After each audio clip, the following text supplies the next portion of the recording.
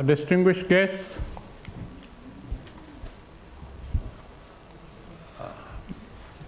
panelists, dear colleagues, friends, delegates, and students. Dr. Radha Sharma from Management Development Institute, Gurgaon, Professor Garam Gopal from Almust College, Chicago, Mr. Jonas Hertel, Head of Prme Secretariat, New York, Dr. Raghuram from XLRI, Jamshedpur, Dr. Preeti Srinivas from ILM. It's my great privilege to welcome you to the second ILM Prme India Meet and ILM International Conference on Responsible Management, Education, Training and Practice. A very large number of people have put in tremendous effort in building this event together. I would specifically like to convey my grateful thanks to our chairman, Mr. Anil Rai, who has been the prime mover in spearheading the Prme movement in India. Without his support and guidance, we would not have been able to organize this great event last year and hopefully another great event this year. Thank you, sir. Now, to those of you who may not be familiar with Principles for Responsible Management Education Initiative of UN Global Compact, this is an integral initiative of UN Global Compact, one of the key United Nations agencies with over 8,000 corporate members.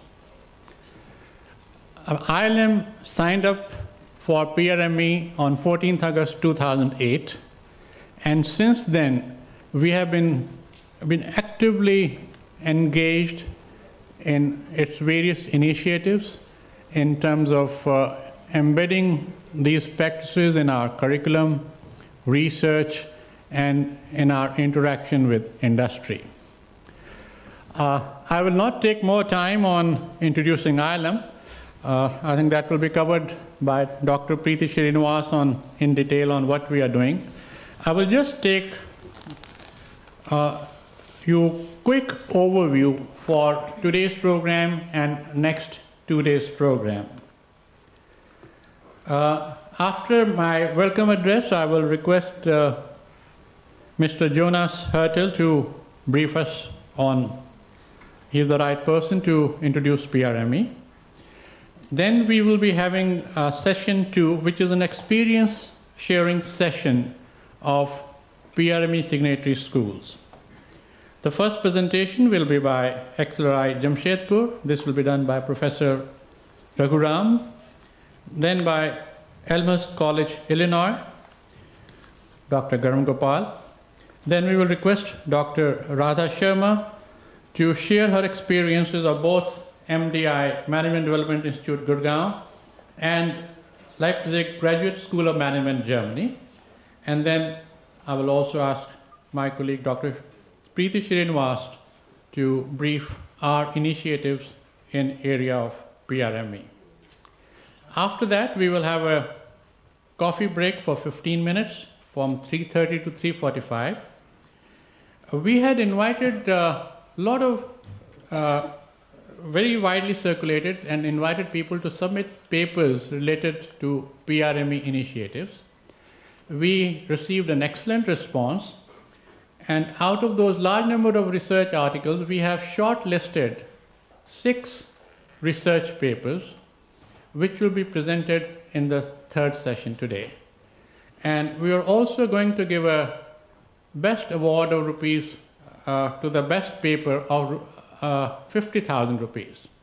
We have distinguished jury members, Dr. Garam Gopal, Dr. Raghuram, and Dr. Vandana Shrivastava, who will be deciding the ranking of these research papers. Then on tomorrow and that is 9th January and 10th January. We have 4 sessions each. In the opening plenary, which starts at 10, we have invited Deputy High Commissioner of Canada to India to inaugurate and deliver the keynote address. We will also have a briefing on Prme by Mr. Jonas Hertel. Then we have also requested Dr. Bhaskar Chatterjee, Director General and CEO of Indian Institute of Corporate Affairs, an integral part of Ministry of Corporate Affairs, Government of India, on briefing these initiatives in terms of as they apply to corporates. Our first session, next session after that will be on inclusive, equitable education and lifelong learning. This session is inspired by Sustainable Development Goal of United Nations, which says ensuring inclusive and equitable quality education and promote lifelong learning opportunities for all. The next session tomorrow will be, after that, will be on skill development for employment and sustainable economic growth. This is inspired by Sustainable Development Goal 8, which says promote sustained, inclusive and sustainable economic growth, full and productive employment and decent work for all. And then the last session tomorrow will be on role of responsible management in gender equality and women empowerment. On 10th January, Saturday, we again have 4 sessions, Rethinking Consumption, which will highlight impact of consumption patterns on sustainability and environment. Then we will have a session on Framework for Responsible Management Education. And then the lunch, we will have immediately after lunch training and sensitization for responsible management, followed by closing plenary on Saturday. Now I would request Mr. Jonas Hertel to please address us.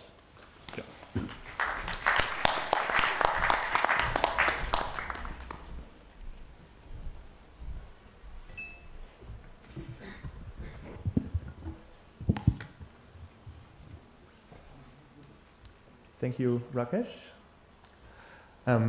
Distinguished guests, Mr. and Mrs. Rai, faculty members, students, and friends. It's a distinguished, really an honor to be back here in India, back here at IILM for the second time for this conference. And I'm very much looking forward to this afternoon and the next couple of days to the ongoing and continued discussion around responsible management education and the responsibility of business in this context. As Rakesh was saying, we will use the next couple of days for hopefully a very engaged conversation around the topics that Rakesh was outlining. And when I thought about this afternoon and the discussion we will have following my introduction, I thought, how do I start out? And I think most of you are either students here at IILM or faculty members or have a connection to either business or business and management education. So I think one of the crucial questions you and all of us are probably dealing with if we are going about our day-to-day work is, when we step back sometimes, what is actually the purpose of the things we are doing, both in business and in business or management education? I think this is a question which probably doesn't come up so often because we are oftentimes so busy and we are so into our daily work, but why don't we take these next days to reflect on that and take a little bit of time out of our busy schedules to think and reflect about this, the purpose of business and the purpose of business education.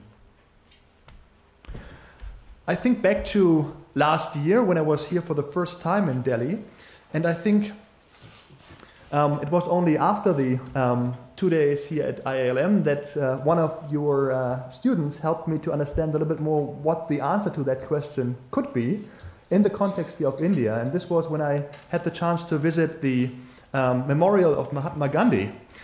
When you go there, I think it becomes immediately clear what the answer to that is. And this is because when you go there, and you probably have been there many times, but it was really eye-opening to me only after I had been here to go there. So I wanted to start out just with quoting one of the quotes that is put out there here in Delhi at the memorial of Gandhi, and it talks about the 7 sins, and you probably are fully aware of that, so I just remind you of that. But I think when you look at these 7 social sins that he pointed to and that are now widely quoted, I think it gives a reasonable, well and good framed answer to the question, what is the purpose, not only of business and management education, but of course of wider fields. But I think it really hits the nail on its head, and we should sometimes, I think back to some of these words, not just, of course, by Gandhi here in the Indian context, but I think in an international context we could very much learn from that as well. So when we think about that, I mean, what did he quote here? I mean, some of the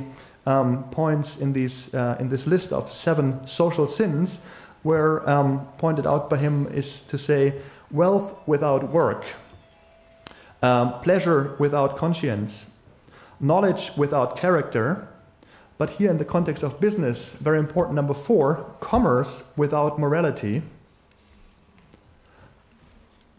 And then it goes on, science without humanity, worship without sacrifice, and then maybe also important, politics without principles. So when I heard that, and when I read that last year, and it reminded me of that again when I came here this year, I thought these are actually very wise words, obviously, to answer the question here, what is the purpose of business? What is the purpose of business education? That was also, I mean, admittedly not that we had that in mind, but when we in 2006, 2007 started out to think about, from the side of the United Nations, how we would approach the initiative called Principles for Responsible Management Education, this was admittedly not at the heart of our thinking. However, we were influenced by many of these influences from around the world that try to bring us back to the basics of what the purpose of many of the activities are that we are doing. So when we in 2006, from the United Nations side, thought about how to better engage non-governmental stakeholders, and in particular management and business education, we thought about setting up a set of basic principles. In our case, these are 6 principles, which can outline what the purpose of business and management education should be in an ideal sense. And if I can see that, yeah, perfect. That was a good timing here. You can see here the 6 principles that Prme are at the basis of Prme. So if you read principle number 1, I think hopefully it is big enough for everybody to read here. That's very much the basic principle that we try to embed across the world when it comes to management education. Principle number 1, the purpose here is to develop the capabilities of students to be future generators of sustainable value for business and society at large, and to work for an inclusive and sustainable global economy. So that's at the heart and that's at the basic of Prme, and that's how we started out in 2006 to invite many academic institutions from around the world to come on board, to join the United Nations, to form a partnership. And I'm really happy to report to you that we are at this stage now, at the beginning of 2015, we have grown to over or close to 600 business schools and management education providers across 81 countries at the moment.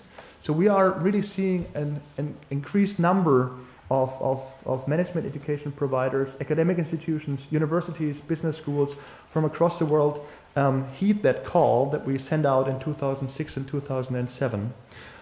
IILM, as Professor Chowdhury had pointed out, was one of the early ones here in India, and we are also, of course, very keen on sending and getting this message out here in the Indian context specifically, because we are aware that there are quite a large number of business schools here in India alone. If by one count one can look at this, there are approximately 3,000 to 4,000 academic institutions which focus on management education alone in India, 13,000 worldwide, so you have a big share here in India. So one of the messages we want to, of course, also get across from meetings like this is that specifically here in the context of India, we will still need to have an increased number of academic institutions come on board So I think the conference like this really also helps us to promote the cause of Prime in the context of India. When we look at the other 5 principles here of Prime, they talk much about the how and the question of how to embed the purpose, which is outlined in principle number 1, in curriculum, in the research, in the organization business school. And I won't talk much about this now because we will have a distinguished round here of panelists who will talk about this from the perspective of their institution. So you will all hear about the opportunities, but also the challenges that they see and are still facing, and they will also present some of the solutions that they have come out with in the context of their institutions of how to embed the principles for responsible management education in the context of their academic institution. So the question of how I will leave to my distinguished co-panelists here, so that we have a good and informed discussion afterwards. Let me just maybe make a few overall remarks, apart from from a global perspective, because I've had the privilege, especially over the last 12 months, to travel quite widely around the world to see what is happening in different regions, because last year we primarily focused on our regional approach. So we have by now over 10 regional chapters of Prime, which are basically business schools and other stakeholders in a given region, more than 2 countries, coming together and defining what responsible management education means in their regional or country context. So I think one of the key learnings I've heard from is that the set of 6 principles that Prime provides is a good basic framework for institutional change. It is flexible enough to allow each institution to find their own way to embed these principles into curriculum, research, and thought leadership. But it's also encompassing enough that people can get together in different contexts and learn from each other. So this framework for institutional change on an individual organization or on an individual level for individual business schools has really proved itself, and we are seeing increasing numbers of schools. I talked about this already. Over close to 600 schools in 81 countries by now signed up. And we have also an ambitious growth target. We want to reach, of course, scale. So we have given ourselves the target of reaching 1,000 academic institutions in the next couple of years. So we are still looking for further growth worldwide. Secondly, I think what's really important over the last couple of years, we have seen that many of the institutions that have been part of the Prime initiative from the beginning have created communities of action in their context. So I'm very happy to see that regional meetings took place over the last 3-4 years in all regions around the world. And this is oftentimes a partnership between different schools, different academic institutions that come together and form a small steering committee to inform the agenda and come up with the organization of that meeting. I should mention that at the end of this year and the end of November, we will see the Prime Asia meeting take place again here in India, actually at Goa Institute of Management. One of our colleagues who was supposed to be here couldn't make it due to unforeseen circumstances, but it's also an invitation to anybody who is interested to learn more about the Asia perspective of Prime to come to the meeting at the end of November at Goa Institute of Management. But we have seen these types of meetings in all countries, in all regions around the world over the last 2 years. We've also had communities of action around specific sustainability challenges. So we have seen that management faculty have talked about poverty, corruption, gender equality as issues and how to inform curriculum and research. And we have a lot of really ongoing and good and vibrant discussions around these topics and more that you can also participate in. Some of the outcomes have been shared now as teaching material, as food for thought in different meetings, but also through our website and our own other communication channels. So we have seen this community of actions not only on a regional level, but also on an issue level. And then I think another key fact is that we have, since 2010, also increased our accountability measures to a certain degree, because institutions like ILM and others who have signed up to the principles make a commitment also to inform their stakeholders about progress. And these reports that you can find through our website and other means are not just a measure to see what's happening in the context of an individual organization, but also helps to serve as a learning mechanism for others to get involved and see kind of how the prime principles can be embedded in an organization like here at ILM or at other institutions.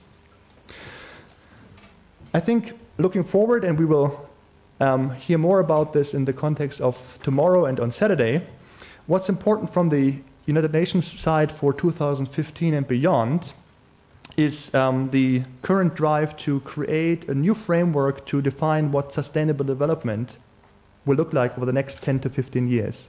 And so I'm very happy that you chose this topic, Sustainable Development Goals, as the red thread through the next couple of days, and it will inform many of the discussions tomorrow and on Saturday, because I can tell you this is a really exciting exercise that's happening right now. Actually, over the last 10 months, there were a lot of negotiations, not just among governments at the level of the UN, but also business, NGOs, business associations were contributing quite forcefully to the discussions of how the Sustainable Development Goals framework, which will guide the United Nations, its member states, and other actors over the next 10 to 15 years when it comes to sustainable development.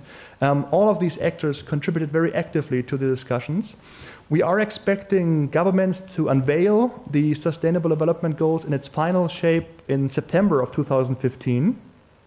And it's an invitation to you, all of you, to think about how these then in 2015, and they will get into, or they will become active and will become relevant as of 2016, how these upcoming Sustainable Development Goals can inform also your activities, be it through the companies or be it through the academic institutions that you work in.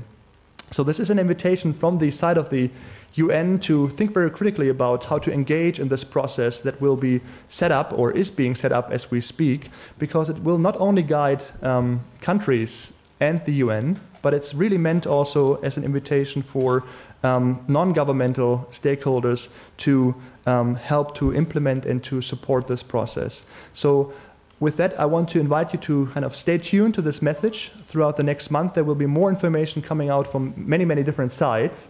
And we will hopefully also use the next couple of days to dig more deeply into this topic of how the upcoming Sustainable Development Goals can help academic institutions through Prime also to help to guide the way curriculum, research, and thought leadership is being shaped. So with that, I'll hand it over back to, I think, Rakesh, who will guide us through the next hour, where we will hear now from individual Prime business schools of how they have come about and how they have gone about implementing the Prime principles, what challenges they have faced, what opportunities they have seen, and how the solutions that they have come up with can help maybe also to inform all of us and all of you to go about the business that we do day to day. So thank you very much. I'm looking very much forward to the next 3 days.